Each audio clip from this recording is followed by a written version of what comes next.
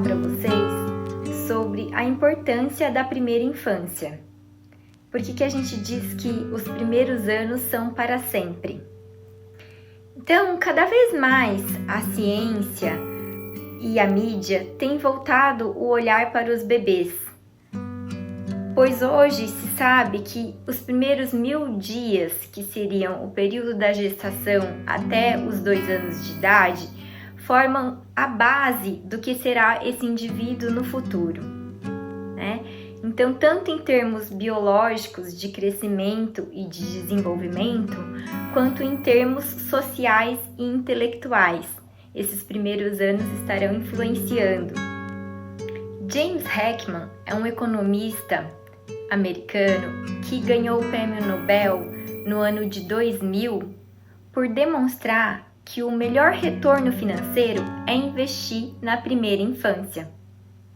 Então, esses indivíduos investidos na sua primeira infância crescerão com melhores condições de saúde, terão melhores empregos, se economizará no sistema prisional e de saúde, e também é a melhor forma de reduzir as desigualdades sociais. Isso porque em nenhuma outra fase da nossa vida nós vamos aprender tanto, com tanta rapidez e com tanta facilidade como nos primeiros 3 anos. As conexões do nosso cérebro estão se estabelecendo com uma velocidade muito grande. E essas primeiras experiências da criança preparam o terreno sobre o qual o conhecimento e as emoções vão se estabelecer mais tarde. É como se fosse a fundação de uma casa.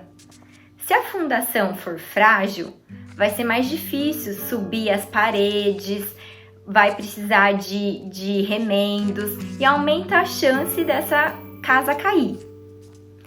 Se a fundação for sólida, a casa cresce e se mantém estável mesmo sob situações adversas, né? Então tem essa resiliência, né? E eu gosto mais dessa metáfora da fundação da casa do que até das janelas de oportunidades, que é outro termo que se utiliza para designar esse período da primeira infância. Porque pode dar a interpretação errônea de que essa janela está aberta e eu tenho que aproveitar ao máximo e depois ela se fecha. E não é bem assim, né? É claro que existem períodos mais favoráveis para a criança aprender determinados assuntos, mas a gente está sempre aprendendo coisas novas, né? Hoje em dia já foi provado que a gente tem neuroplasticidade, ou seja, criação de novos neurônios, novas conexões até morrer. Então, nós não podemos cometer um equívoco, às vezes, da superestimulação, ou seja, o excesso de estímulo, ou da precocidade, que seria a antecipação de aprendizados, né? E, por exemplo, achando que o bebê precisa fazer atividades dirigidas ou criando uma agenda de compromissos para a criança, que isso são coisas que, na verdade, acabam encurtando a infância.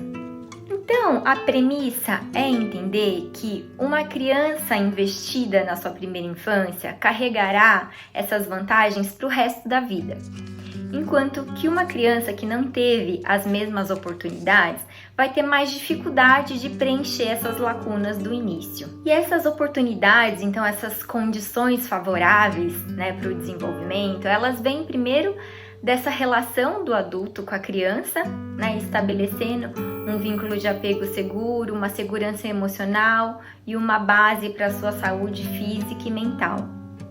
E depois dessa oportunidade de aprender a partir das suas próprias ações, né? A partir das suas próprias experiências, através do brincar livre e do movimento livre, se conhecendo e se percebendo como uma pessoa competente. Portanto, são nos primeiros anos que a criança forma a base do seu comportamento posterior, da sua noção de eu, da sua imagem de si, a sua personalidade e suas matrizes de aprendizagem, né? Ou seja, o modo como ela aprende. Para saber mais sobre isso, fica a sugestão do documentário de 2016 que chama O Começo da Vida. E ele virou uma série que está disponível no Netflix, que é muito interessante. Para quem ainda não assistiu, vale bastante a pena. E ele explica justamente o que acontece de tão importante nessa primeira infância.